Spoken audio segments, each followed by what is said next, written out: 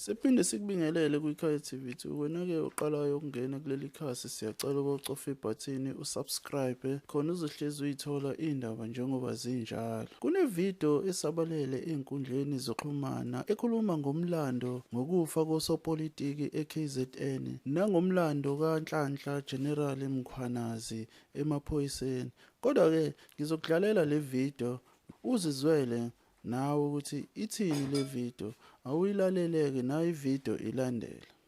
Ake siqale sibuke ukuthi uMkhwanazi ezefika ebewukhomishina wamaphoyisa usukaphi, babemsusephi waze wazoyizithola esela. Where this thing began. Asihlehle sibuyele emuva siye ecaleni laMchunu elwa noSihle Zikalala bebanga iprovince. That incident eyalidele ekuthenini kufa oMagaqa. Sihlehle sibuyele emuva siye eMgungundlovu, the same mayor eyayiyimeya eyabulala uMagaqa eyagcina isinikezwe isikhundla kwiprovince. That mayor was involved kwisenzo. Loyo mayor wayeyikhempu kaSenzo by that time. That's when uMagaqa exposer yonke le mfishimfishi ababenza lapha together noZweli Mkhize. That's where this thing began. Ngibuye ngize eMusadladla la asegijime waya khona. eMusadladla uSenzo Mchunu ubese out, ubese iphumile. Sengikhuluma ilanguage aka-ANC ke mina ngoba ngowakhona eMusadladla. Waphuma nini na uSenzo na? Waphuma uSenzo nomkakhe bakhishwa uMashaba. Ngifuna ukuyiqala lapho. The killing esikhuluma ngayo yonke lento le drive uSenzo. The time uSenzo ephuma ekhishwa uMashaba nomkakhe ngevoti, wahamba uSenzo wayokwakha eyakhe icamp.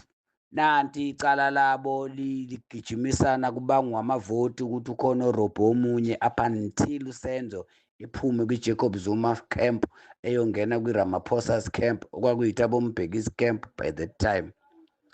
NanguMashaba eba yimeya yoMhlathuze municipality, ephinda uMashaba eshaya umfazi kaSenzo owayeyimeya yedistrict eMhlathuze, wamshaya wamkhipha kube yimeya yedistrict yeMusadladla. Wabakhipha bonke nendoda konke, baphuma nje bangabalutho kwangena iMashaba. Mashaba at that time he was a Zuma ally. The time iDA yenza lento eyenza ngenkandla, kukhandwa inkandla scandal, uMashaba nezakhe bahamba bayovimba iDA enkandla. The man eyalala phansi emgwaqeni emzini kaJacob Zuma ukuze uHelen Zille engangeni, that was uMhlongo. uMhlongo was my former mfana samkhulisa ka-Ward 32 eDlangezwa ehamba noMashaba. The time uMhlongo elele lapha ya uMashaba wathatha uMhlongo from nowhere, utshelwa yimi engikhulisa uMhlongo, wamenza imeya yaseMhlathuze. The mayor yaseMhlathuze wathi wena uzoba uchairperson, uzoba imeya yaseMhlathuze. Wasuka uMashaba wayoba kwidistrict. uMashaba kwidistrict wayecontesta, wayezoba unobhala or efuna ukuba utreasurer weprovince. The time bephusha uSihle Zikalala ukuthi akabe uchairperson weKZN. That's where the war begins. Khuluma nje ngeKZN, angakhulumi ngokunye. Then uma uSihle isimshaya le uSenzo, yablokha yonke into yami, into kaSihle noSenzo up until kuyo iconference. Iconference yafika uMashaba esefile. uMashaba babeyo-attend i-meeting eyayiseThekwini. uMashaba iy'moto ezazithwele uMashaba nama-bodyguard zaba ne-accident eBhalito, wafa yedwa uMashaba, asinda ama-bodyguard. One of those bodyguard lila emlazi kajeli hamba nge-wheelchair, angifuni ukusho ukuthi lithini. That's where this war division began. Thereafter kwasukuba nale NDZ nale Ramaphosa.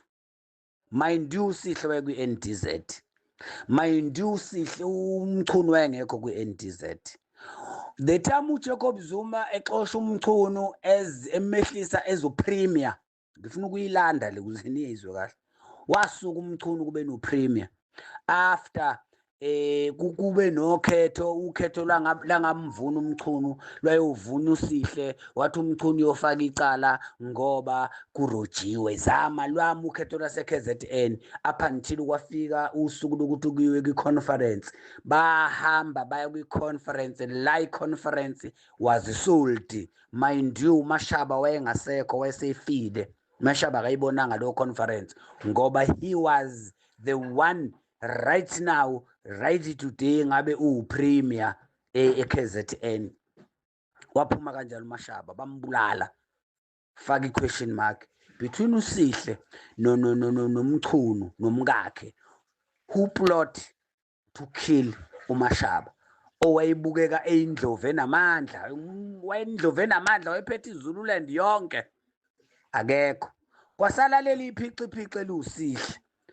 then mabebuya kwi-conference sebeyidayisile i-conference kwabuye kwazocontrola bona oSenzo noDidi Mabuza noRamaphosa bazothi-ke manje bafuna ukukhetha ipremier yase-KZN. That's when uSihle kwakumele compromise nemchunuzi camp kwimchunuzi camp kwakukhona uMabuyakhulu owayefuna ukustenda efuna ukubuyela nazi ikandali zakhe zemali ayithatha yeconcert. That's when ikodidi behla neRamaphosa's camp bazothenga lesi sinikinike esiwuSihle ukuthi wena nansi imali izohamba nathi or sekubeka eceleni sibeka uMabuyakhulu. That's when the move has changed. Wasuka uSihle wabuyela eMhlathuze eMusadladla wayobamba lesi sinikinike esiwumduduzi. Semsinikinike esumduduze sigcine sisolde out the ANC. ANC ithathwa uMashimane uyithatha kuye ngoba yena ubesengasekho kubantu selalela uSihle. uSihle semgroundisa. That's when oSenzo intervene. Lezi zinto eniyikhulumayo eniyibonayo lezi ukuthi oSihle noGwede Mantashe badayisa iRichards Bay azisuki la zisuka lapho. That's when oSihle bekwazi ukucontrolwa iRamaphosa everything. That's when it sold. Uluze kanjalo ku-ANC uMhlathuze wakuluza konke. That's when ke uNtuli ebenevavavrum enkandla uNtuli econtrol inkatha because this ANC kaRamaphosa was shifted ingasekho kubantu. So ke this thing ngiyaphike nale commander ngiyalana ukuthi ke lento ebhalwe la iyiyo, it's true. Why ngithi it's true? It's because of when this Ramaphosa's regime came to KZN ba remove every Zuma's tontonton including their own okuobheki cele idlala kanjani ipolitiki nangu uRamaphosa no Jeff Radebe kade bese KZN bathi bazolungisa iKZN zafike zama ngonyawo olodwa lezi zikaZandile Gumede bonke nomntolo bathi awukwazi anikwazi nina Hadebe nawe Mabuyakhulu ukusitshela lento enisitshela yona ngoba nina simdefendile ngamanye amazwi akho umuntu enzomxosha la instead nizo reappointa thina yithi abanikazi beKZN wama lapho ukuchakide ke manje akusamuveki whereby bebezo remove laba bantu with the hope ukuthi bazoba remove ebese bonke laba bantu beme ngazwilinye bethathe bani umchunu bemfake ezu chairperson weKZN bathi baya restoration. That's the mandate kamchunu ke la ayakhona to control. Ngiyaphike nale the same people ANC efuna ukubadampa are the same people who protected the same people ababadampayo. Ngikhuluma ngoMike Mabuyakhulu, ngikhuluma ngoSenzo Mchunu, ngikhuluma ngoDuma. uDuma unesikandali ethuka ubukhosi bamprotector bona same people. Ifike yastaka lapho ke commanders inqola. Then underneath that people kunonathi Mthethwa la. Ngifuna ukunikhumbuza kunonathi Mthethwa la. KunoSihle manje abangekho happy ngeRamaphosa's camp ngoba basanikezwe ngamaportfolio ababuyisele emandleni. Yonke lento enziwa uSihle ezikalala kabalwa ukuthi uzobuyiselwa as what eKZN. Ngamanye amazwi the Ramaphosa wanted to shift the leadership entire ifuna ukuletha abantu abangezubuza lutho abazojabulela ipower. The same Ndosi is outsourced because akukho la ebala khona undozi ukuthi uma kuthiwa iyabuyiselwa neseyingxoxweni akabizwa akekho. Asibuyeni ke manje sibuyisela imiqondo sibe nama-sober senses like bani ozovuma. Mind you ukuthi the same ANC ayinayo leader erepresenta the KZN kwi-National High Command kwi-NEC phezulu. Why? Because of these people, because of Senzo. So lena ke nayi contract kaMkhwanazi ngifuna ukuza kule ukuthi kufika nini ukuthi umchunu efune ukujaha uMkhwanazi. Umchunu akavedananga wajaha uMkhwanazi, cha. Umchunu uze wahlakaza the task team political killing. Nazi ke izathu. It's because of inkabi eyabanjwa eMarine Hill iyanesibhamu eCape Town yayithunywe. It's one of them. Testify lokho lelo docket likumchunu likumkhwanazi. Umkhwanazi wabhala leso statement. Number 1. Number 2, bonke labantu engibabalayo abafile baningi kakhulu. oJackson Mthembu ngababala ngaze ngimelwe ikhanda. Umuntu wasinda lapho uObed Mlaba basebemjaha naye ngemuva. uJames Nxumalo ulapha ya engeke nginitshela ukuthi ukephi, but he stand for the Ramaphosa's camp. Those people are the people aba behind the doors. Umkhwanazi the support uyithole in different detective. Kuno detective wala eThekwini wadutshulela eMega City hlezi nomuntu wesifazane. Lo muntu wesifazane till today ukuyikhoma ngeke ngisho ukuthi wadutshulwa uba. Wadutshulwa eMega City. The same man yadayiswa uzakwabo ngoba that man has exposed the haste yemoto zemali ezibanjwayo ukuthi obani aba behind. Kubo lamadoda niwadefendayo. Same bantu bayazi ukuthi imoto zemali why zibanjwa kanjena na. That case iphi ilapha phezulu. Then njobethi uMkhwanazi wonke ama case amabi epolitical killing induna njoba ibulalana kanje. Ngizohlehla ngize ngikhulume indaba engaphezulu. Even ukuhamba kwesilo kukulelo file uShenge wathi uma iquestiona leyo akuphelanga ngisho amasonto amangaka uShenge ishoba laqonda. Wayebuza ukuthi kwenzeka kanjani ukuthi umzala wami esuke endlini ekhwehlela kuthiwa uyagula ahambe olale eAlbert jikijiki akasabuyanga. Asishekeni futhi leyo. Why? It's because kwakufunekala iNgonyama Trust. Asibuyeni iNgonyama Trust ijahwe uMonhlante ehlangane nabelungu befuna umhlaba. Le uHelen Zille namanje amaclip asekhona ethi iNgonyama Trust inomhlaba ongakanani ongawunika abantu ekukhuluma into engekho because bafuna ukunifaka lento abafuna ukunifaka yona. Asibuyeni ke size la kaMcunu. Wonke lamacala u120 ntonto wonke aqala kuMkhwanazi. Akekho umuntu la oshonile ifile lakho. So the question ke manje ithi why uSenzo egcume wakuhlakaza le task team. Incwadi nganisendela ubhalile awakha ama reason is because they are covering each other. Nayi iphalaphala bamdefendile uRamaphosa esekuvezile umkhwebane bakhipha upublic protector bafaka owabo wayezodefend that thing. It's very, very, very long. Asikwazi ukuthi singathi le ayikho politically ngoba le isuka kwipolitiki before ifike la. Nampa baningi ngababala ngithini baningi. Nangu the same muntu wabulala uMagaqa ngewazi henge waqala wazama ukuyibulala. The same former mayor yasemzimkhulu yaqala yazama ukuyibulala before itholakala endlini ifile. Yazama ukuyidubula ngesibhamu sayo.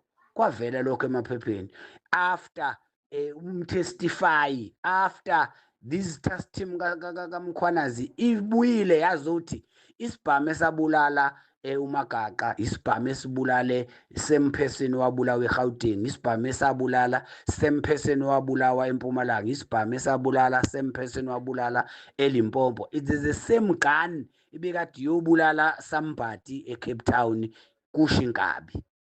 Wonke lawo ma testifies ahlezi lapha kuShedrack Sibiya. Wonke lamacala u102 akuShedrack. Angakakhulumi ngecala lasenze linamafayili amabili elinamakhesi awu2, ikhesi yokuqala ikhuluma okunye, ikhesi yesibili ikhuluma okunye. Then bonke lababantu imlomo yabo igcwele imvilophi nemali. Akakwazi ukungaba defend. Njengoba eseshilo nomchunu ukuthi uma la ngiya phansi ngihamba ngedwa, angihambi ngedwa. It's because uyazi ukhuluma ngani. Njobe ebaleka emusadladla ubuyela kwinikiniki zakhe asezikhandile, ngoba lapha ya sebeyikhandile lezi nikiniki zemali lapha ya. So ke nje hayi le nje command iqondile ngoba siyayazi isuka phi team. Sasagijima nabo, siyazazi ikandali zabo, lesikhuluma ngayo siyayazi. Nangu ya ubaba bemthuma ubaba omdala kuthiwa akayoshayisa imoto kaJacob Zuma isuke eShowe. Siyabazi labo bantu ukuthi abasukanga ezulwini, basuka ku-ANC. Lo baba icala lakhe uma nganibuza nina lipheleliphi, nike naphinde nje nezwa liqulwa ukuthi indoda efuna ukushayisa umkhulu ebuye eShowe ngemezi ngeBM yeyikuphi. Cha, niphindanga nalizwa liphi lelo cala. Ingoba leyo ndoda yabanjwa yatestify yasho yabalista laba bantu abayinikeza imali. Niphinde nayizwa? No, aniphindanga nayizwa because eyikhokheliwe ukuthi hambe usubulalele lo wamuntu.